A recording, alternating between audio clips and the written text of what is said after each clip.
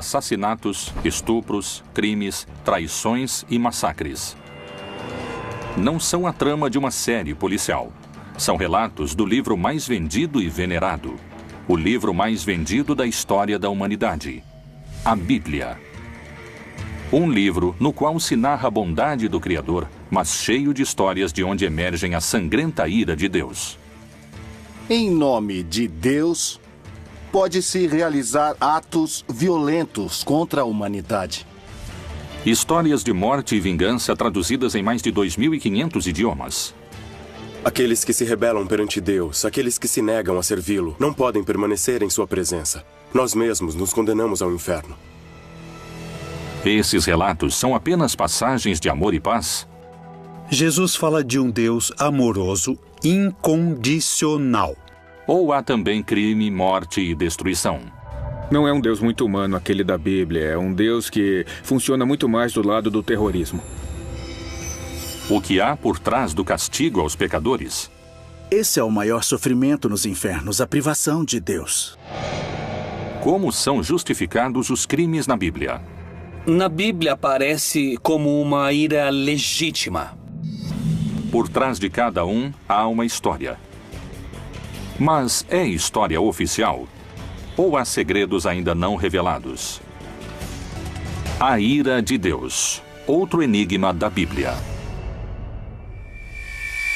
Cidades inteiras aniquiladas. Meninos mortos em episódios que têm Deus como protagonista. Os crimes, o castigo e o perdão são algumas das ações que se encontram nas páginas bíblicas. Até onde pode chegar o castigo divino? O que acontece quando os infiéis desafiam ao Senhor? Há muitos momentos em que a ira foi legitimada no texto bíblico, quando se trata de uma ira que provoca a ação. A ira que se desencadeia contra a violência. A ira que se desencadeia contra a injustiça. Homens que reagiram contra o desvio de um projeto social. Turquia. Na fronteira do Irã com a Armênia, se encontra o Monte Ararat, um vulcão inativo de mais de 5.000 metros de altura. A tradição cristã indica que aqui estariam os restos da arca que levava o único sobrevivente de um dos maiores atos da ira de Deus. O dilúvio universal. A Arca de Noé é um relato que temos que ler junto com o relato da criação, porque é uma segunda criação. A única diferença é que existe um componente novo, ou seja, a primeira criação de Deus havia sido corrompida, havia tido uma grande decadência moral, e Deus decidiu destruí-la. Mas ele decide não acabar com tudo, resolve deixar uma pessoa justa e a família dele. Essa pessoa é Noé. E disse o Senhor: destruirei o homem que criei de sobre a face da terra, desde o homem até ao animal, até o réptil e até a ave dos céus, porque me arrependo de os haver feito. Noé, porém, achou graça aos olhos do Senhor. Então Deus decide falar a Noé e ordena que ele construa uma grande embarcação. E, de acordo com o relato bíblico, ainda não havia nunca chovido sobre a terra. A chuva era um fenômeno inovador naquele momento. Mas a arca se converteu especialmente num símbolo de salvação, de proteção. Na arca subiriam apenas 8 pessoas. Mas Deus recomenda a Noé salvar não apenas seres humanos, mas também a diferentes animais. Porque eis que eu trago um dilúvio de águas sobre a terra, para desfazer toda a carne em que há espírito de vida debaixo dos céus. Tudo o que há na terra expirará, e de tudo o que vive, de toda a carne, 2 de cada espécie farás entrar na arca, para os conservar vivos contigo. Macho e fêmea serão. Foi um dilúvio que caiu sobre todo o território que era habitado naquela época. Esse dilúvio durou 40 dias e 40 noites. Deus levou apenas 40 dias para acabar com toda a vida sobre a terra. Mas o que os homens haviam feito para provocá-lo? Por que também morreram todos os animais? Qual seria o sentido de semelhante castigo? Todos os mitos são um mundo simbólico, não são um mundo histórico nem realidades. Estão mais para realidades virtuais nesse aspecto. Então o mito de Noé nos fala como a divindade falhou em sua criação, porque tem que voltar ao começo, mas não vai começar do zero. Um casal de cada espécie é levado. A história de Noé pretende mostrar como é o repovoamento da terra através de seus filhos. Por isso, através desses 3 filhos de Noé, de Cã, Jafé e Sem, vêm as raças humanas, os semitas, os jafetitas, os camitas. Então, é como o repovoamento do mundo. É uma história etiológica, ou seja, mostra a origem de algo. Os mitos fazem referência às divindades, mas nos revelam quem somos. A espécie humana quer ser uma espécie puríssima, quase anjos. Mas no final somos humanos que aprendem por tentativa e erro. E o Deus desses humanos se parece com os humanos.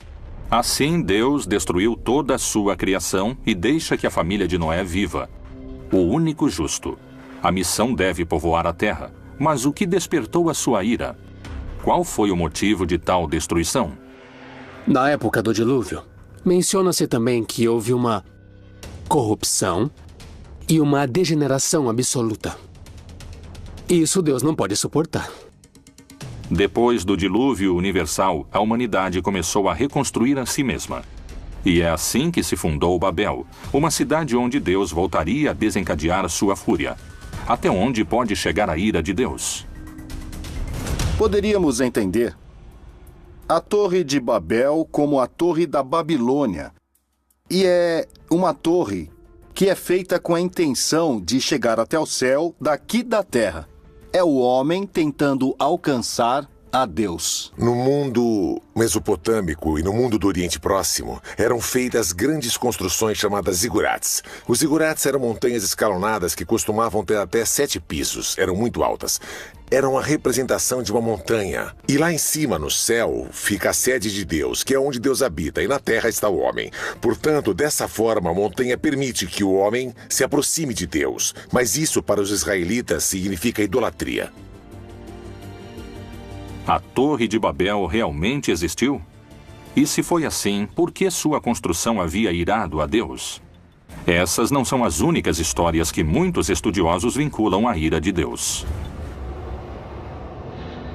O Deus da Bíblia não é bom, é um Deus mau. É um Deus que nos provoca temor.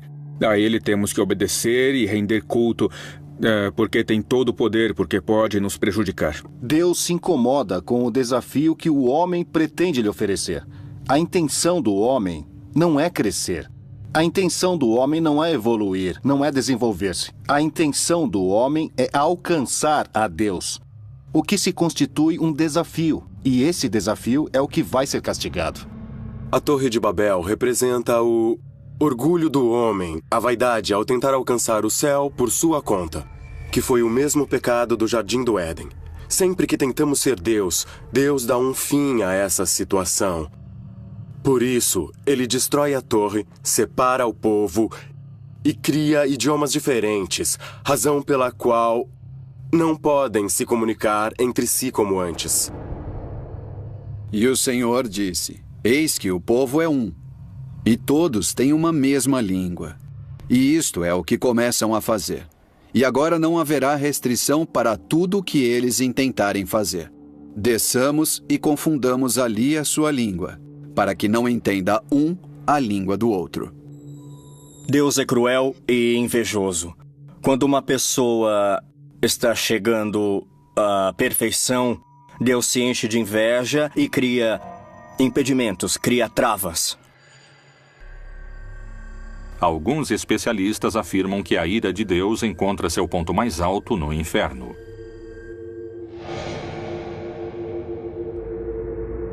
O que diz a Bíblia?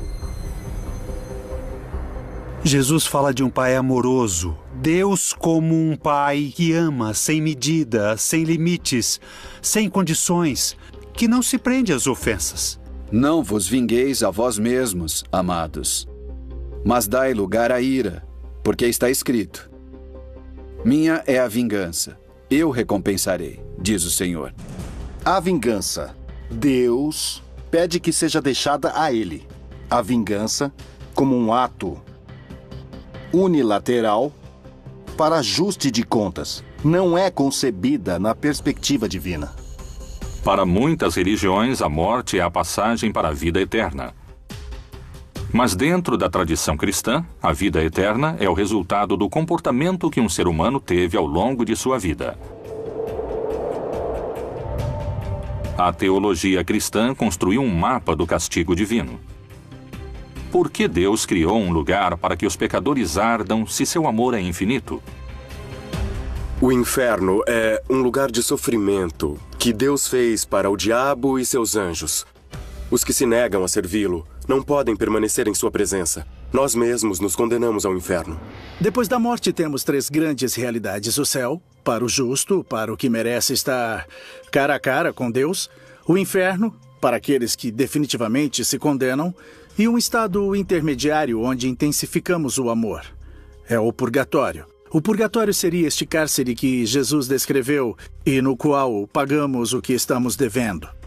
O limbo é um lugar proposto por diferentes pessoas da igreja ao longo dos séculos para serem misericordiosos em um sentido. Havia os que podem ter levado uma vida virtuosa, mas não sabiam do batismo.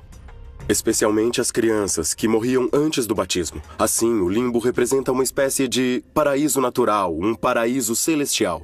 O inferno é uma sala de tortura para que os homens temam ao castigo de Deus? É um lugar que existe realmente? O que Jesus disse no Novo Testamento sobre o inferno? Ele ameaçava seus discípulos com as consequências da ira de Deus? E se o teu olho te escandalizar, lança-o fora.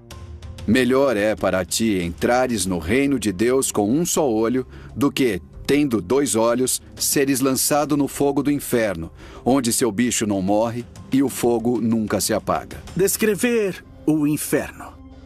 Ele é simplesmente um ambiente de privação de Deus. Jesus utilizou várias imagens. Não se trata da descrição física do inferno. Se trata da descrição da situação.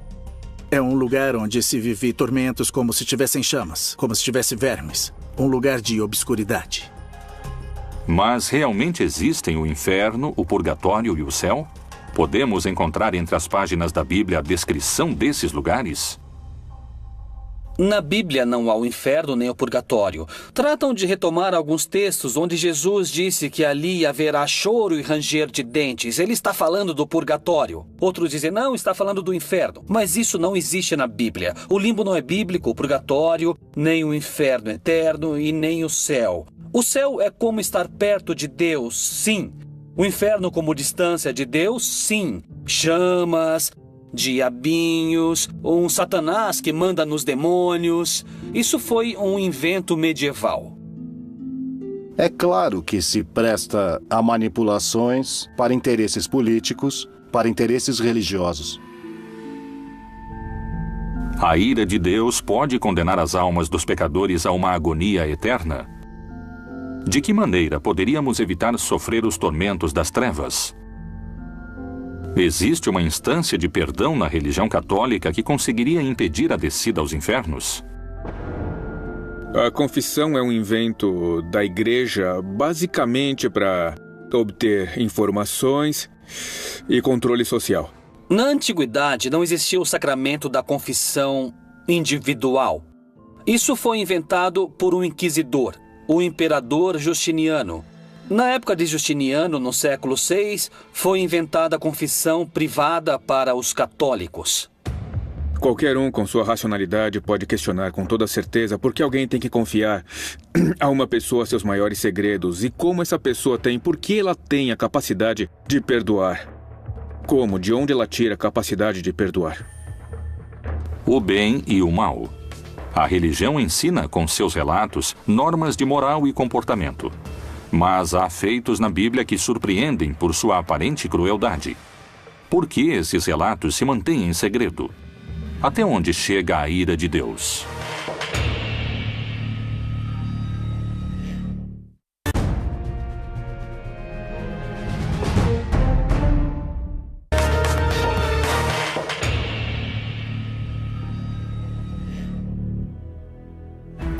A ira de Deus se desencadeia com força sobre os crentes pecadores.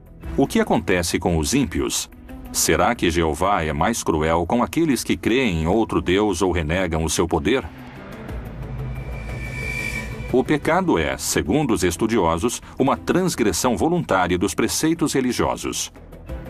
Quais castigos mortais teriam sofrido os que se dispuseram a pecar?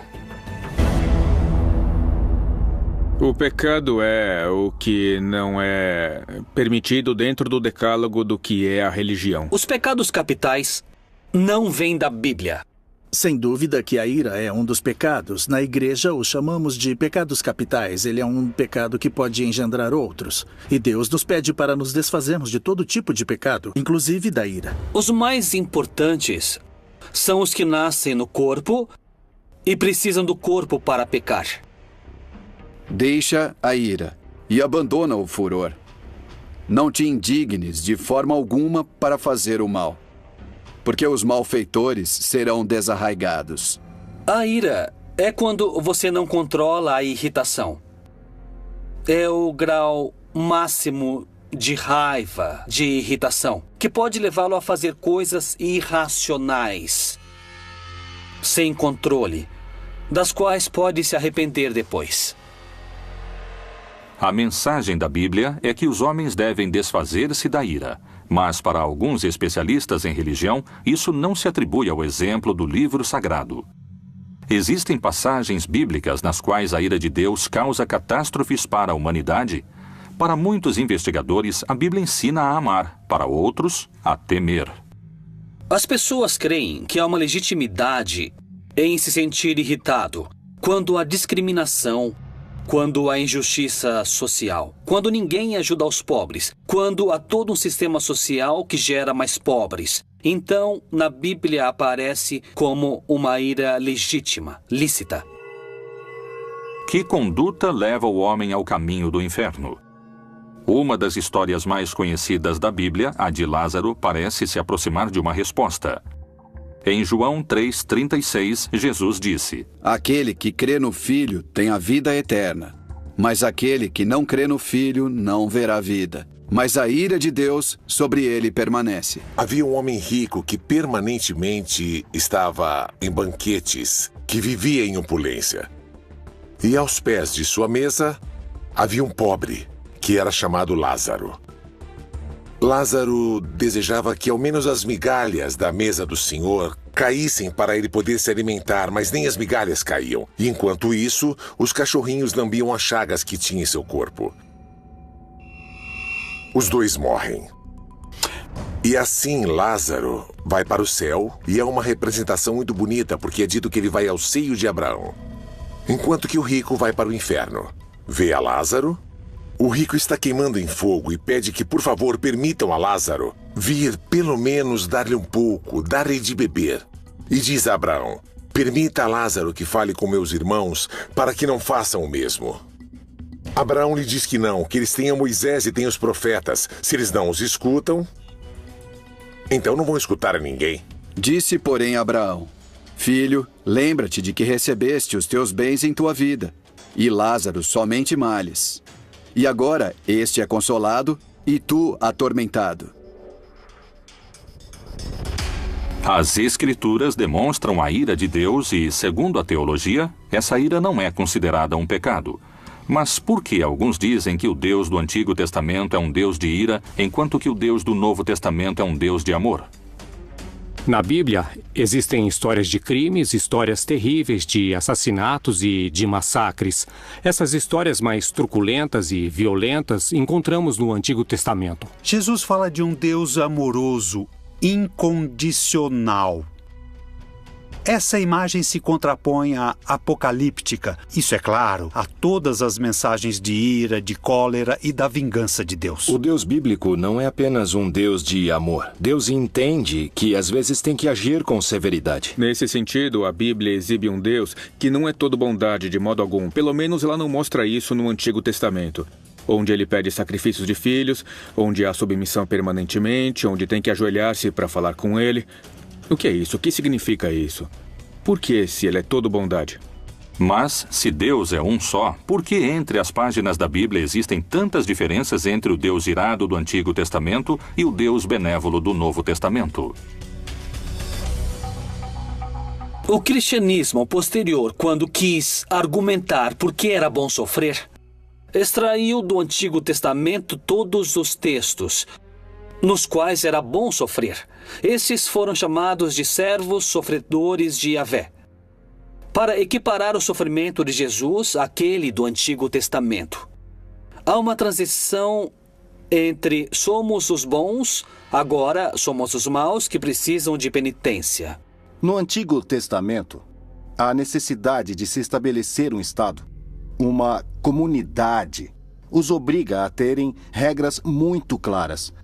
Regras que podem parecer drásticas, intolerantes, mas que, na verdade, são regras que querem apenas evitar violências piores, na medida em que não foi executado o que se estava pedindo naquele momento.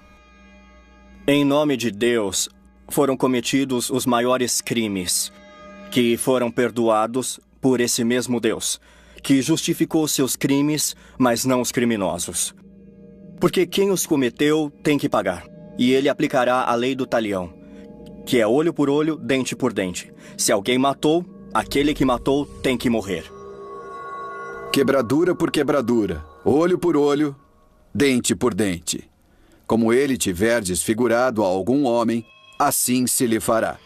Olho por olho, dente por dente é uma das frases mais mal entendidas na história do pensamento humano. O que o Talmud fala é de compensação. O que esse princípio explica é que, quando uma pessoa causa um dano, um sofrimento, ela tem que compensar a vítima de uma forma que seja equivalente. Quais são as diferenças que alguns especialistas encontram entre o Deus do Novo e do Antigo Testamento? Esses castigos podem estar diretamente relacionados com a não adoração de sua figura? Dizem que o Deus do Antigo Testamento está mais preocupado com a justiça, portanto, se tem que agir de forma violenta, pode agir para que tenha justiça. O Deus do Novo Testamento está mais preocupado com o amor e, portanto, não comete esse tipo de ação. Temos que nos lembrar que quando perguntaram a Jesus qual é o principal mandamento, Jesus não contesta nenhum dos 10 mandamentos. Ele menciona 2 mandamentos que estão no Antigo Testamento, mas não entre os 10, que é amarás ao teu Deus e amarás ao teu próximo. Qual é a mensagem de Jesus? Nunca julgue, porque como você julgou, será julgado. No Antigo Testamento se encontram outros feitos que provocaram a ira de Deus. No Êxodo, a vontade de Deus avança e se manifesta em 10 pragas que atormentaram o povo egípcio. O relato das pragas é encontrado justamente no que conhecemos como o livro do Êxodo, ou também conhecido como o segundo livro de Moisés. É uma luta entre duas vontades. A vontade do faraó, que representa o poder do paganismo, e por outro lado Moisés, o profeta de Deus, de um Deus libertador e um Deus que se opõe à deificação dos governantes. E que nessa luta vemos que as pragas têm seu lugar, porque a função das pragas é quebrar a vontade do faraó, para que ele deixe o povo sair da escravidão. Que feitos indicam para os especialistas a origem da ira de Deus? Qual foi a missão de Moisés? As 10 pragas do Egito foram os crimes mais injustos e cruéis das Sagradas Escrituras. Por que a ira de Deus acabou com a vida de tantos inocentes? As páginas da Bíblia estão, como muitos afirmam, manchadas de sangue?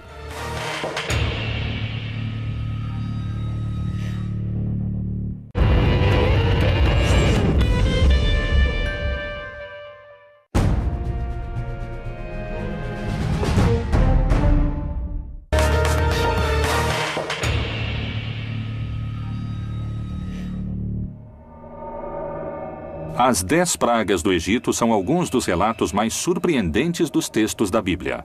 Mas elas realmente existiram? A ira de Deus pode ter sido tão severa sobre milhares de egípcios? Há uma explicação científica que valide o relato bíblico? Moisés tem uma visão, que se apresenta a ele através de uma sarça em chamas e não é consumida. Através dessa sarça, Deus pede a Moisés que liberte o povo de Israel do Egito, como todo bom profeta, Moisés, em princípio, recusa a missão que Deus lhe encomenda e diz que não está preparado, porque eu. Mas Deus insiste que ele é a pessoa. Moisés havia levado uma vida comum até o momento em que Deus se apresentou com uma missão, talvez a mais significativa na história da religião. Moisés vai até o faraó e diz a ele que Deus mandou lhe dizer que deixe o seu povo ir. O faraó não aceita. E por isso, então, Deus começa a mandar castigos, como encontramos em algumas traduções, mandar pragas ao faraó do Egito, para que liberte o povo. Diante da negativa de dar a liberdade ao povo de Moisés, o faraó recebe o castigo de Deus. As pragas divinas começam a recair sobre a população indefesa do Egito. Jeová lhe mostrou o que deveria fazer. Eis que eu, com esta vara que tenho em minha mão, ferrei as águas que estão no rio, e tornar-se-ão em sangue. E os peixes que estão no rio morrerão. E o rio cheirará mal, e os egípcios terão nojo de beber da água do rio. Há uma simbologia muito forte aqui. O rio Nilo era um rio adorado por eles, porque na verdade viviam do rio. E transformá-lo em sangue é transformá-lo em uma coisa impura. O faraó pede a Moisés que, por favor, detenha a praga. Deus age, a praga se detém, e uma vez a praga detida, o faraó volta a endurecer seu coração, e então começa novamente o ciclo com uma nova praga. Depois da promessa do faraó e seu posterior arrependimento, Deus entende isso como traição, e seu contra-ataque é mais forte. Porque esta vez enviarei todas as minhas pragas sobre o teu coração, e sobre os teus servos, e sobre o teu povo, para que saibas que não há outro como eu em toda a terra. O que se mostra nas pragas é uma progressão sucessiva que vai aumentando sua atividade e sua agressividade. Depois vem as rãs, as chagas e os mosquitos, de novo animais que transmitem impurezas. Dentro dessa cadeia, aparece uma praga que são os piolhos. Encontramos a praga das moscas. Além disso, certas irritações que provocam, por sua vez, também o advento de novas pragas. As pragas que começam a castigar o Egito são cada vez mais perigosas, mais violentas, mais letais.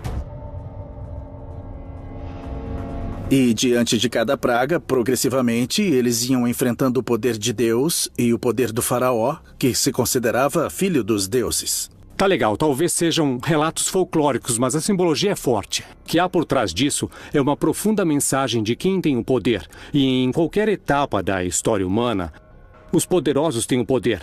Mas aqui o poder está invertido porque acontece que o poderoso é o fraco. Ou seja, quem tem o poder é o Deus dos escravos e não o contrário. A mensagem que Moisés leva ao faraó da parte do Deus hebreu é um desafio à sua autoridade. E por isso que é tão difícil convencê-lo. Mas a resposta do faraó foi ainda mais desafiadora e fez com que a fúria de Jeová se desencadeasse de vez.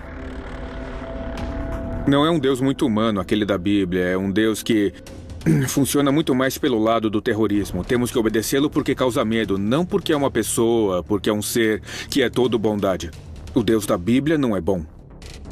Depois o Senhor disse a Moisés: Vai a Faraó e diz-lhe: Assim diz o Senhor, Deus dos Hebreus: Deixa ir o meu povo, para que me sirva, porque se recusares deixá-los ir, e ainda por força os detiveres, eis que a mão do Senhor será sobre o teu gado.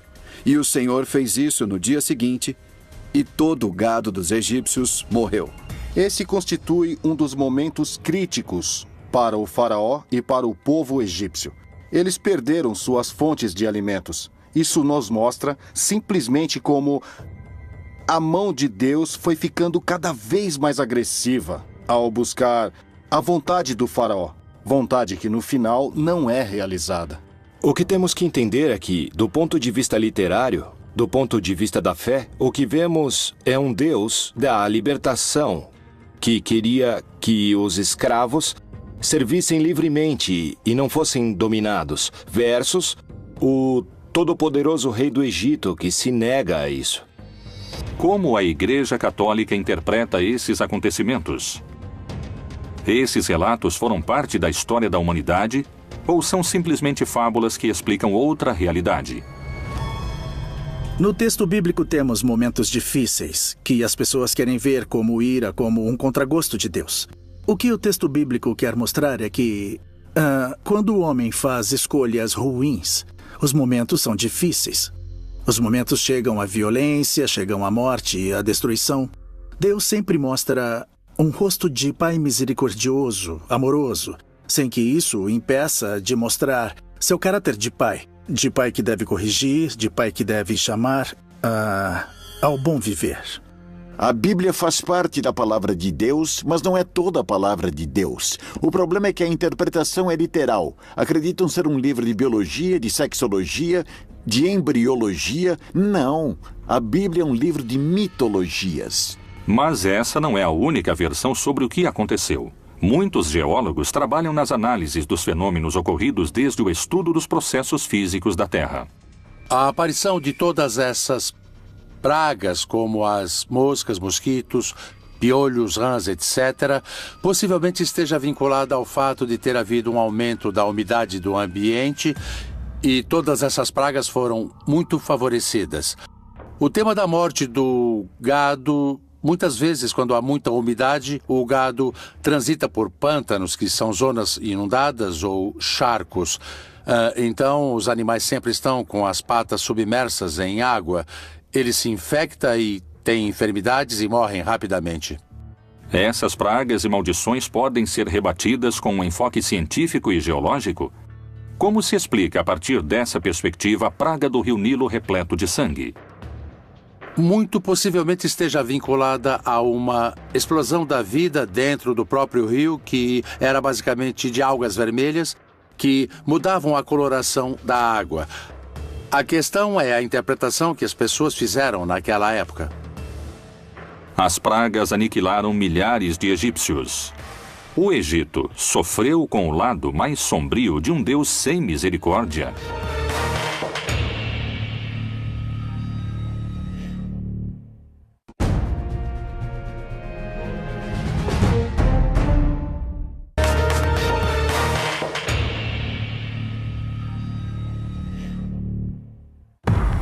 O Antigo e o Novo Testamento são formados por 76 livros. Neles, o Deus Todo-Poderoso aparece como uma deidade com comportamentos vingativos e violentos. A Igreja insiste que Deus é amor, mas Jeová, o Deus amoroso da tradição judaico-cristã, não condiz com os relatos bíblicos de castigos, crimes e genocídios.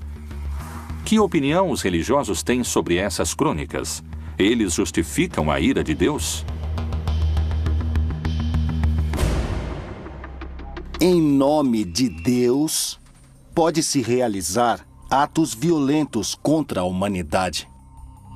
O Deus com ira ou Deus sem ira é um Deus perverso. As religiões vêm utilizando o nome de Deus ou a vontade de Deus ou as suas interpretações desses temas para criar catástrofes, genocídios, matanças, atos de injustiça e a violação de direitos de grupos distintos. Isso é muito claro. Nem jurareis falso pelo meu nome, pois profanarás o nome do teu Deus. Eu sou o Senhor. Os castigos de Deus parecem ser implacáveis, segundo algumas interpretações. Um exemplo poderia ser a história de Sodoma e Gomorra. Esse relato conta que milhares sofreram uma morte lenta e dolorosa sob o fogo de enxofre. Com base nisso, nos cabe mencionar, como vemos em passagens bíblicas, que de repente aparece ou se manifesta a ira de Deus, como por exemplo o dilúvio em Sodoma e Gomorra. Como quando Deus subverteu a Sodoma e a Gomorra e as suas cidades vizinhas. Diz o Senhor: assim ninguém habitará ali, nem morará nela o Filho de Homem. Há uma ordem central a esse povo que havia sido peregrino por 40 anos no deserto e foi acolhido por outros povos porque encontravam-se pessoas no deserto habitando-o. Então, como fora um povo peregrino, pede-se que acolham aos forasteiros, aos hóspedes que são sagrados. E aqui o problema é que esses dois povoados, tanto Sodoma como Gomorra, não amparam os hóspedes de modo sagrado. A violência de Deus nessa história é extrema, desmedida. Especialistas asseguram que, com base na interpretação desses mitos, o nome de Deus tem sido usado em vão muitas vezes para exercer diversos tipos de violência e discriminação. A lei sagrada é para com os hóspedes. Mas então esses povos rompem essa lei sagrada. Não acolhem os anjos como hóspedes. Querem abusar deles. E aqui o problema não é a questão homossexual, é o abuso. A Bíblia não fala disso. Fala de hospitalidade. E isso é o que é castigado nesse mito. Toda tradução tem uma ambiguidade. É o mesmo que traduzir a Bíblia e traduzir uma obra do inglês, um Shakespeare ou qualquer autor. É mais cruel o relato do que se passa, mas essas são coisas menores. Eu creio que não afetam muito aos sentidos. Enfim, assassinar é ruim, não é? Seja quem for. A ira de Deus poderia ser justificada segundo as diversas interpretações das Escrituras Sagradas? A Bíblia não tem o monopólio da violência. Muito menos o Alcorão, nem nenhum outro texto, ou seja, existe violência em todas as tradições. A pergunta é como são interpretados os textos e como são vividos. A ira de Deus é propriamente de Deus e ele sabe quando se deve aplicá-la e quando não. E porque não entendemos sua conduta, não significa que não tenha sentido. A Bíblia, um livro que compila histórias de violência e crimes onde Deus é vingativo e cruel. É necessário o castigo eterno no inferno? Como são justificados os crimes na Bíblia? Quanta violência terá sido cometida em nome de Jeová? A ira de Deus poderia ser justificada segundo as diversas interpretações das Escrituras Sagradas? A ira de Deus, outro dos grandes mistérios da Bíblia Proibida.